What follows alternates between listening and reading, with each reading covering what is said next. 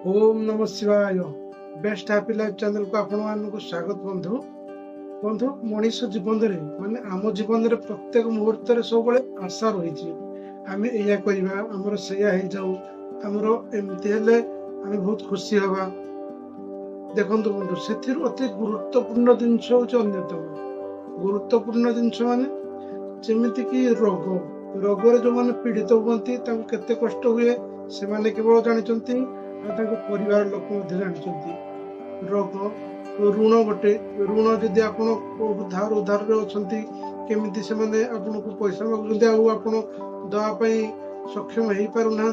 ऋण अभाव दरिद्र मनीष जीवन जहाँ अति गुरुत्वपूर्ण जिनस आपणकर बह असुविधा हो कि स्वामी स्त्री भितर कलह हो जहाँ भी आपणकर गुरुत्वपूर्ण समस्या रोच ना निश्चित भाव आपण यही उपाय माध्यम से समस्या मुक्ति पाई परिबे। एमिति तो देखिया गले आपणकर सब मनस्कामना पूर्ण होबो किंतु अति गुरुत्वपूर्ण जिनस जेमति कि मनुष्य जीवन रे शांति रे रहिया पई एते सब दरकार जिनस ना जहाँ भी आपणकर मन रे मनस्कामना अछि से अति तुरंत ए उपाय माध्यम रे समाधान होबो।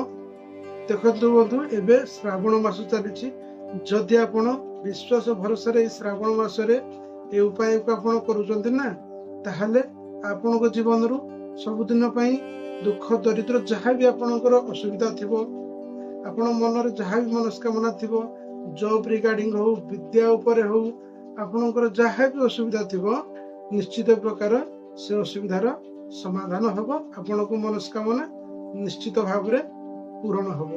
तो बंधु कौन करिवे मैं आपको सीधा सड़क कहूँ देखु श्रावण मास जेहेतु चली श्रावण मसरे उपाय जो उपाय करेंगे तार अति प्रकाश आपण तार अनुभव पड़ो। आपण सोमवार दिन श्रावण मास चली श्रावण मासर सोमवार दिन आसूच जो सोमवार से सोमवार दिन आप कौन करेंगे ना टे आलियर सका जल्दी उठेक देवदेव महादेव को मंदिर जी भोग जहाँ नवा कथा नहीं कौन कौन नहीं भोग तो सब नहीं गोटे पद्म फूल नहीं आदि आप दुर्दुरा फूल 108टी दौरान बहुत भल 108टी आप माला करपारती गोटे माला करपारती कि आप 108टी खाली फूल नहीं पारती जदि आपको दुर्दुरा फूल मिलूना ताहले आप टगर फूल 108टी नेले भी चलो किंतु मन रखु से 108टी फूल आपण प्रत्येक फूल रे चंदन सिंदूर हलदी लगे ठीक अच्छे प्रत्येक फूल रे आपण चंदन सिंदूर हलदी निजे लगे ठीक अच्छे फूल तो आनले आप निजे लगे आपण माल करंतु किंबा आपण खाली नियंतु आपण किछि जेमति आपण भोगराग पय नडिया कदळी नेकी जिवा कथा जिवे आपण देवदेव महादेव को पाखु जाईकरी आपण पूजा अर्चना करेंगे सहित जो फूल आप रही रखी फूल जो फूल चढ़े से आपंकर मनस्कामना जहाँ भी थी मनस्कामना जहाँ भी थी आप देवदेव महादेव को कहीकि आप अर्पण करेंगे। तापर कौन करेंगे पूजा सरीगला पूजा समाप्त सर पर आप माने बेढ़ारे बसिकी आप गोटे दीपटे प्रज्वलित करेंगे ठीक अच्छे। दीप प्रज्वलित कला परे आपण ए मंत्र उच्चारण करेंगे। ए मंत्र आपणकर निहाती मंत्र उच्चारण करेंगे मंत्र रे ही सब प्रकार शक्ति रोचे दीप को लगेगी देवदेव महादेव को स्मरण करी आपण ए मंत्र उच्चारण करेंगे।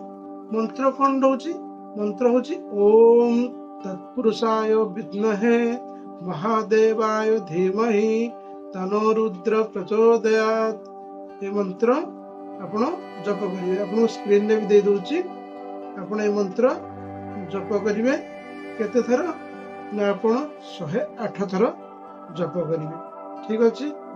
देखो मन रे विश्वास भरोसा रखिक जप करेंगे देखिए आपणकर सप्ताह पूर्वर भी आपणकर मनस्कामना पूरण हो जाइथिबो यदि आपन से विश्वास भरोसा थिबो नहले आपन मासे लागि पारे 2 मास लागि पारे आपन विश्वास भरोसा सहित आपण ए मंत्र जप करिवे ତାପରେ ଆପଣ ସେଠି ଦେବଦେବ ମହାଦେବଙ୍କୁ ମନରେ ସ୍ମରଣ କରି ସଂକଳ୍ପ କରିବେ ଯେ ମୋର ମନସ୍କାମନା ପୂରଣ ହେଇଗଲା ପରେ ମୁଁ ସବୁଦିନ ମାନେ ସବୁ ସୋମବାର ଦିନ ମାନେ ଆସିକିରି ଜଳାଭିଷେକ କରିବି।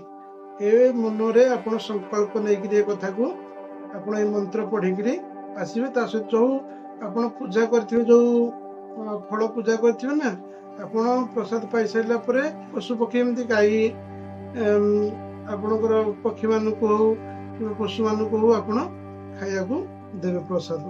କିନ୍ତୁ ସେହି ଦିନ ଠାରୁ ସପ୍ତାହେ ପର୍ଯ୍ୟନ୍ତ ଆପଣ ପ୍ରତ୍ୟେକ ସକାଳୁ ବ୍ରହ୍ମ ମୁହୂର୍ତ୍ତରେ ଉଠିକିରି ଏ ମନ୍ତ୍ର ଜପ କରିବାର ଅଛି।